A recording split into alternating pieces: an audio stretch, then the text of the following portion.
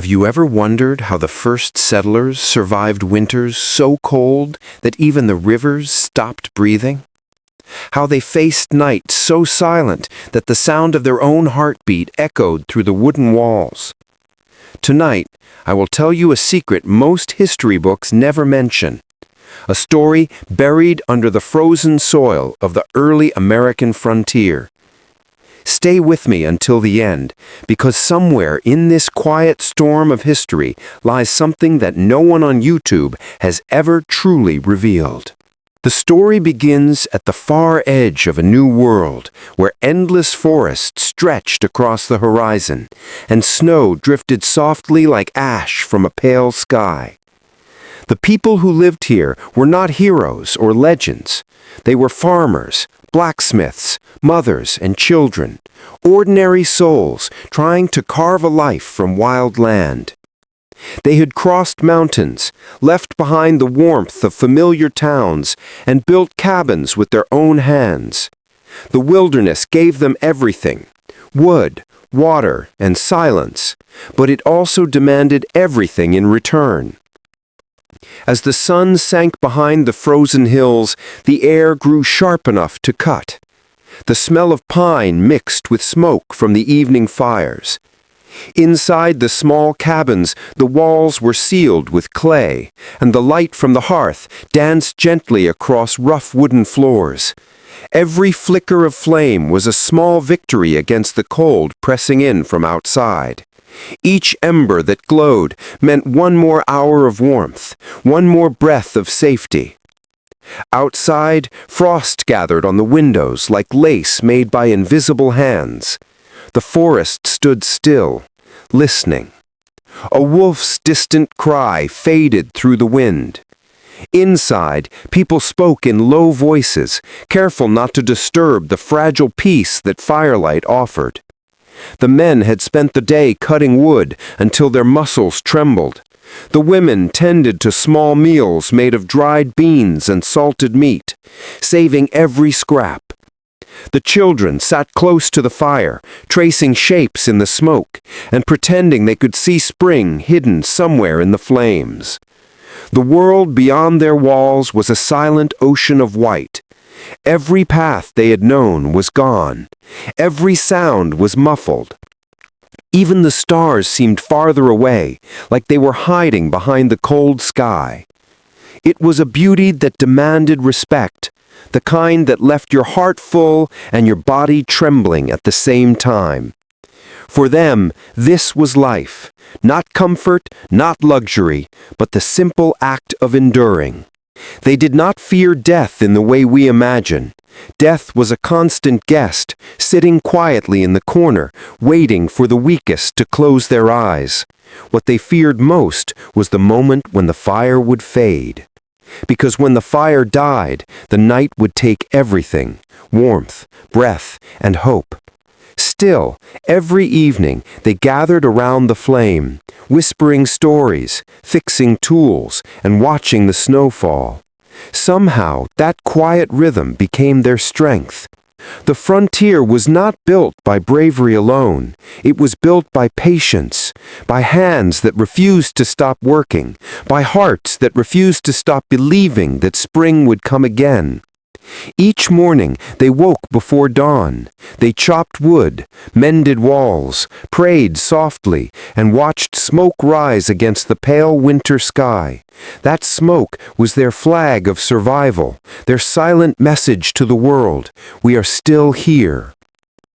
So tonight, as you listen, imagine standing in that frozen forest.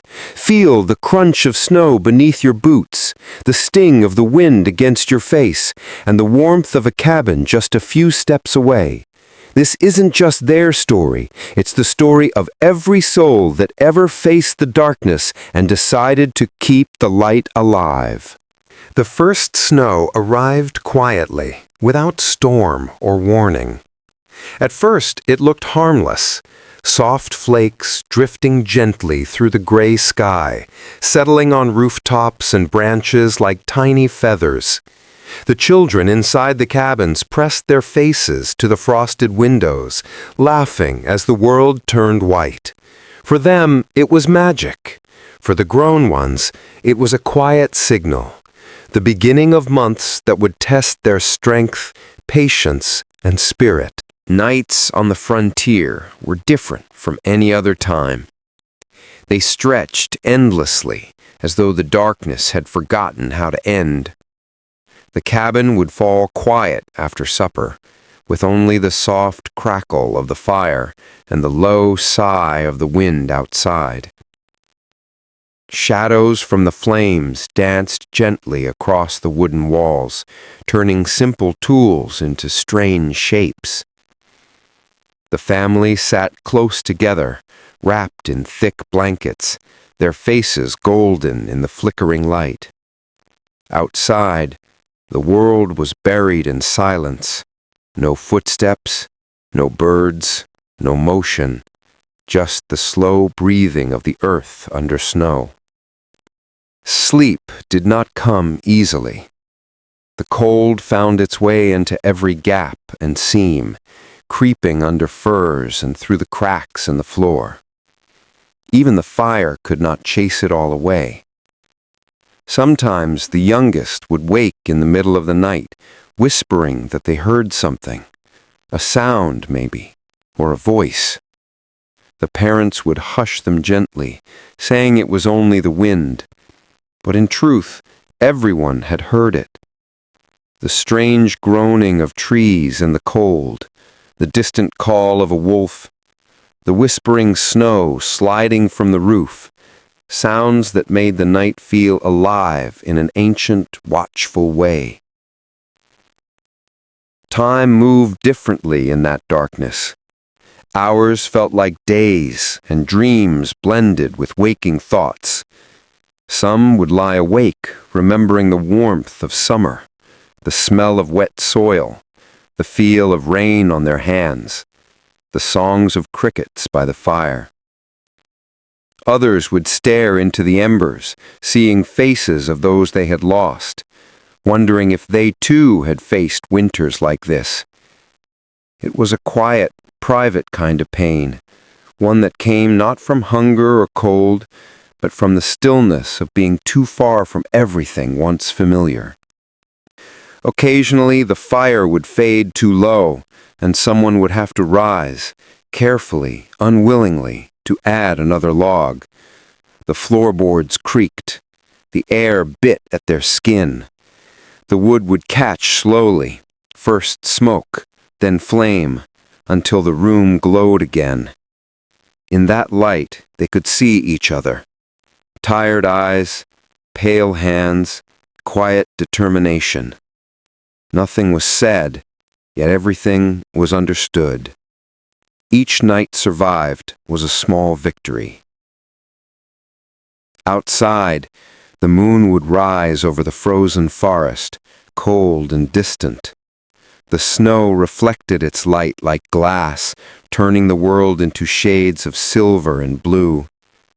Sometimes, if one stepped outside for a moment, they could hear the faint echo of their own heartbeat. The stars looked closer in that kind of cold, sharp, bright, eternal. It was beautiful, yes, but also humbling. Under that sky, humans were small, fragile things, clinging to warmth in a world vast and indifferent. And so they endured. Each night taught them patience, to wait, to listen, to trust that dawn would come again. The fire whispered its slow rhythm, the same as their hearts. Even as sleep finally arrived, it was light and careful, ready to wake at any sound. Out there, in that frozen wilderness, sleep was not a surrender, it was an act of faith. By the heart of winter, warmth became more than comfort, it was survival itself. The settlers learned early that firewood was as precious as food. They gathered it long before the snow fell, cutting, stacking, and drying the logs through autumn's last golden weeks. But even then, the piles never seemed enough. The cold would devour the wood faster than expected, each night demanding more. To step outside and fetch more logs in the freezing dark was a quiet test of courage, the bitter air biting the skin, the snow sinking underfoot, and the faint glow of the cabin window behind, promising safety and light. Inside, the fire was never allowed to die. Even when the family slept, one ember always had to remain alive, a small red heart beating in the ashes. If it went out, the chill would creep in quickly, and relighting it with frozen hands could take hours. So they guarded it like a living thing. They learned to bank the coals under ash to keep them glowing until morning. Each dawn began with coaxing those embers back into flame, a ritual of patience and skill. The soft crackle marking another day survived. The walls of the cabin told their own story. Frost gathered thick along the beams, forming tiny crystals that glittered in the dim light. The roof groaned under snow. Sometimes a draft slipped through the chinks between logs, carrying with it the scent of pine and frozen air. To keep the warmth in, they stuffed moss and rags into every gap, hung heavy quilts over the doors, and slept close together beneath animal hides. Even then, the cold found its way in, brushing their faces like a silent visitor who refused to leave. In moments of stillness, when the fire burned steady and the room felt almost warm, they would sit quietly and listen to the sounds of the wood expanding and cracking in the heat. It was the language of the house, a rhythm of life beneath the silence. Sometimes someone would hum softly, a tune half remembered from another life, far from this frozen edge of the world. Those were small moments of peace, fragile but real, where the harshness of survival gave way to the simple warmth of being alive together. But the cold had a way of reminding them who was in control. A sudden gust through the chimney, the fire sputtering low, or the wind wailing like a wild creature outside. All it took was one careless moment to lose that fragile balance, and so they moved carefully, spoke softly, and treated every spark of fire as sacred. To them, warmth was not just heat, it was hope made visible, a small miracle born of wood, smoke, and faith. As winter deepened, food became a quiet obsession. Every meal was measured carefully, every crumb and seed counted with solemn care. The harvest months felt far away now. Their baskets, once full of corn, beans, and dried meat, had slowly emptied. Out here, hunting was uncertain, and even the rivers, once rich with fish, lay sealed beneath ice. So the settlers turned to what they had stored, the fruits of careful planning and long autumn labor. In the small, dim light of their cabin, jars of preserved berries lined the shelves. Their colors faded, but their taste still sweet enough to remind them of warmer days. Dried herbs hung from the rafters, releasing faint scents of summer when crushed between fingers. In the corner, root vegetables rested under burlap sacks, turnips, carrots, and potatoes, their skins wrinkled, but still precious. Each meal was simple, often little more than broth, bread, or porridge, yet every spoonful carried the quiet pride of endurance. Cooking was slow, done over the open hearth, where smoke curled lazily toward the chimney. The mother, or sometimes the eldest daughter, would stir the pot, listening to the soft bubbling as though it were a lullaby. The faint aroma filled the small cabin, warming both body and spirit. Outside, snow fell in heavy silence, but inside, the scent of stew spoke of survival. Every bite was hard-earned, born of long days spent gathering, drying, and storing before the frost came. There was no waste. The settlers saved everything: animal fat for candles, bones for soup, grain husks for livestock. Even scraps of old bread were soaked and used again. They learned to make do, to stretch what they had with patience and invention. Sometimes, if a neighbor's store ran low, a family would share what little they could. trading a jar of honey for some dried venison or a pouch of salt. On that frozen frontier, generosity was a form of protection, a bond that kept hope alive through the hardest nights. Yet hunger still lingered, like a quiet ghost. It wasn't always pain. Sometimes it was simply emptiness, a dull reminder that spring was still far away. They would talk softly while they ate, remembering feasts from years past, or the taste of fruits that grew wild in warmer months. The conversation was never sad, just wistful, carried by the rhythm of spoons and the whisper of the fire. When the meal was done, the family would sit together a little longer, watching the flames. Their bellies were not full, but their spirits felt steadier.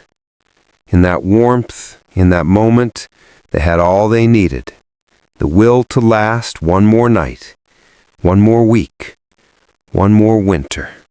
There is a kind of silence that only deep winter knows. It is not empty. It is full of quiet things. On the American frontier, when the snow lay thick across the land, the world seemed to pause and listen. The trees stood frozen in their heavy coats of white. Rivers whispered softly beneath layers of ice, and even the air moved slowly, as if careful not to disturb the stillness. The settlers often spoke of this hush, how it wrapped around their cabins at night, soft and endless, like a blanket of time itself. In those hours, sound carried differently. A single footstep in the snow could be heard from far away. The creak of frozen wood, or the distant call of a night bird, or the quiet sigh of wind through the trees, each noise became a message from the wilderness. The silence wasn't frightening, not always. It had a strange comfort, a reminder that they were part of something vast and ancient. The land was sleeping, and so were they. Just two small hearts beating inside a frozen world. Sometimes, when the moon rose bright and clear, they would step outside for a moment, just to look. The snow sparkled like powdered glass, the stars sharp and countless above them. Their breath made small clouds in the air, and the only sound was that soft rhythm, inhale, exhale, echoing in the night. For a brief moment, the loneliness faded, replaced by awe. Out here, beneath the same stars their ancestors had seen, they felt connected to everything. Inside the cabin, the silence returned in another form. After the day's work was done, the chopping, mending, and tending to the fire, there came a still hour before sleep. No one spoke much then. Words were few and slow, heavy with thought. The only sounds were the steady crackle of the fire and the low breathing of those resting near it. It was a silence filled not with emptiness, but with presence, the quiet trust that they were safe, at least for tonight. Yet silence could also play tricks. Some nights it pressed too close, whispering strange sounds between the walls or through the chimney. The mind, restless and tired, began to imagine things, voices in the wind, footsteps just beyond the door, shapes moving under the pale light. They knew it was only the forest, alive in its own secret rhythm. Still, they drew the blankets tighter and listened, half afraid, half fascinated. And then morning would come. The silence would break gently. First the crackle of kindling, then the murmur of voices, and finally the creak of a door opening to let in the dim gray light. The spell was lifted. But the settlers knew that when night came again, the silence would return, not as an enemy, but as an old companion waiting patiently outside. By midwinter, the rivers, once full of life and sound, had turned into long ribbons of ice. They gleamed pale under the sun, smooth and still, stretching across the wilderness like frozen roads. To the settlers, these rivers were both barrier and blessing. In summer, they carried canoes, fish, and trade. In winter, they became bridges, letting travelers cross where no path had been before. Yet one wrong step could mean death, for beneath the ice, the water still moved, cold and merciless. The settlers learned to read the ice the way sailors read the sea. They knew the deep groan of a river under strain, the hairline cracks that whispered danger, the color that told if the ice would hold or break. Sometimes a hunter would risk the crossing, pulling a small sled loaded with furs or supplies. The sound of his boots on the ice echoed like thunder in the empty valley. He would move carefully, breath held, eyes fixed ahead. Every step was a prayer, a quiet conversation with the frozen earth beneath him. Along the riverbanks, nature seemed caught between death and sleep. The trees bent low under frost, their branches glittering with ice crystals. The reeds were stiff, frozen mid-motion. And yet, life hid there, quiet, patient.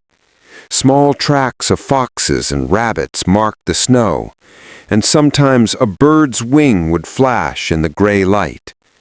The settlers learned to follow these signs, to see what the wilderness still offered, even in its coldest hour. Children loved the frozen rivers in their own brave way. When the sun shone and the wind softened, they would play near the edge, sliding small sticks across the ice, pretending they were tiny boats on a still sea. Their laughter, rare and clear, would echo across the frozen world.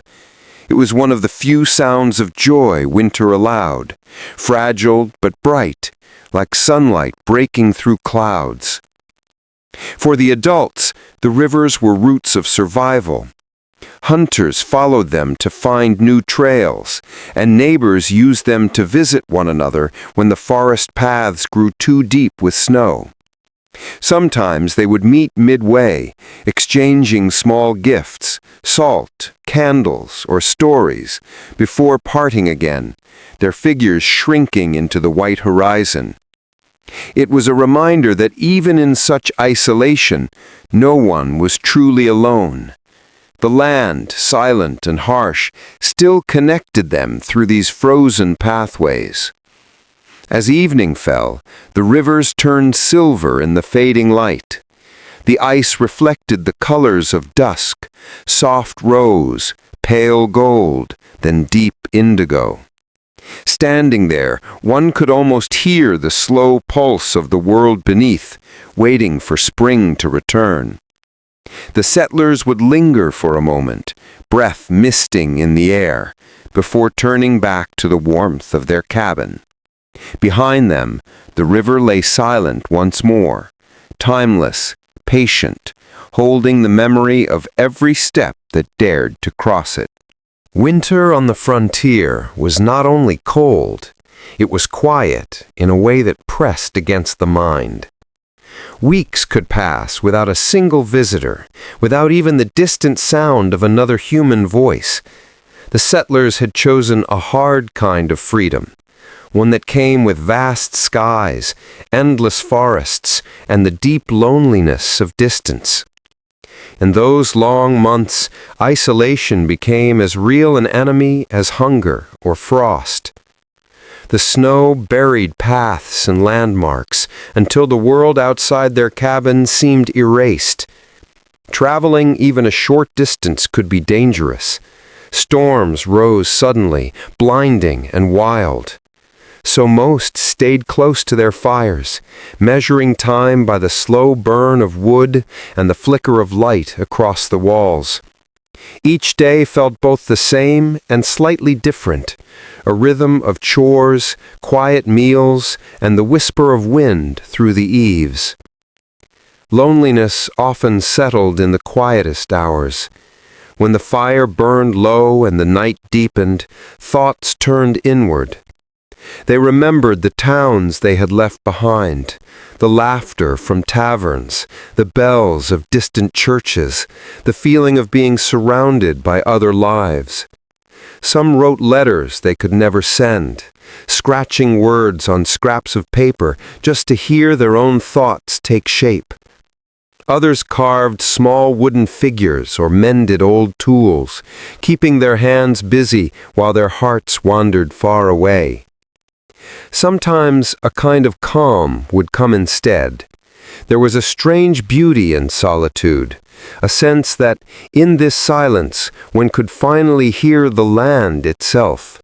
The groan of the trees, the crackle of the ice, the soft thud of snow falling from a branch, all of it spoke in a language older than memory. The settlers began to understand that they were guests in a world that had existed long before them and would go on long after they were gone. That thought was both humbling and comforting. When the loneliness grew too heavy, families found small ways to fight it. They told stories by the fire, legends from their ancestors, tales of bravery and love, of distant lands and lost kingdoms. The children listened wide-eyed, the shadows flickering on their faces. For a little while, the cabin felt warmer, the world less vast. Those stories, whispered against the howl of the wind, reminded them of who they were, and that even out here they still belonged to something greater than themselves. In time, the settlers learned to live with isolation, not as punishment, but as part of the rhythm of survival. The silence became familiar, almost kind. They began to find comfort in small things, the sound of snow sliding off the roof, the glow of the fire on the floorboards, the slow turning of the moon. It was a quiet existence, but not an empty one. Out there, in the frozen heart of the frontier, they had discovered a peace that the crowded cities could never offer. In the long hush of the frontier winter, faith became more than belief. It became a companion. When every day felt the same and the snow never stopped falling, hope was what kept the settlers moving. There were no grand churches here, no bells calling the faithful to prayer. Instead, worship was quiet and personal, a whispered grace before a meal, a small candle lit beside the hearth, a verse remembered from a worn Bible. It was not ceremony that sustained them, but the gentle rhythm of gratitude. Some nights, when the sky cleared, they would step outside to look at the stars. The cold bit sharply at their skin, but the view above made them forget the chill. The stars looked closer here, vast, endless, unblinking.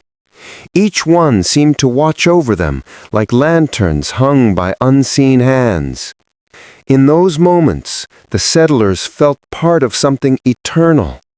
The same stars that shone over their ancestors now burned above their own heads, steady and bright.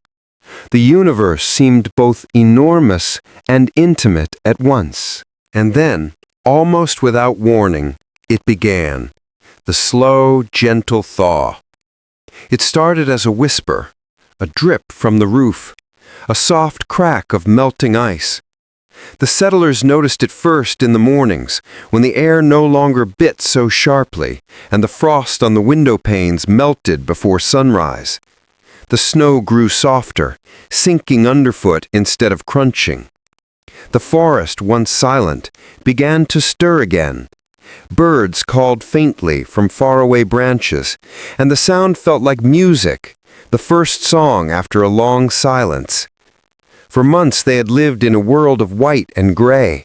Now small hints of color returned, the deep brown of wet earth, the faint green of hidden moss, the golden light of longer days.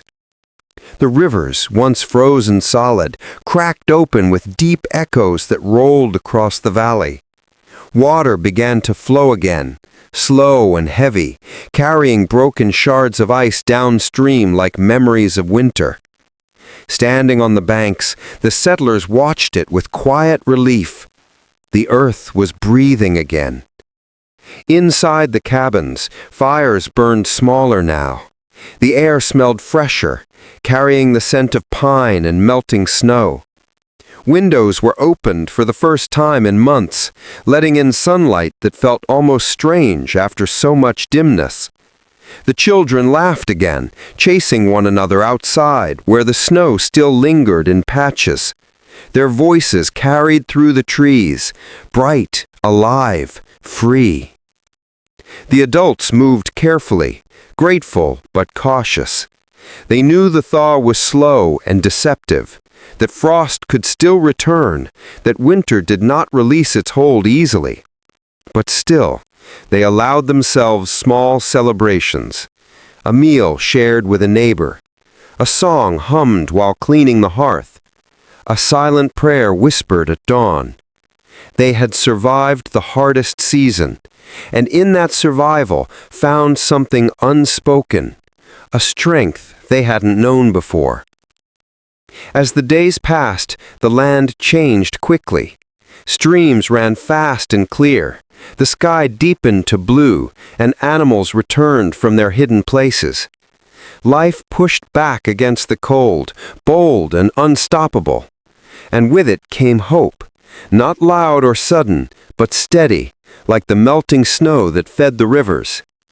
The settlers began to plant again, to mend fences, to rebuild what winter had taken.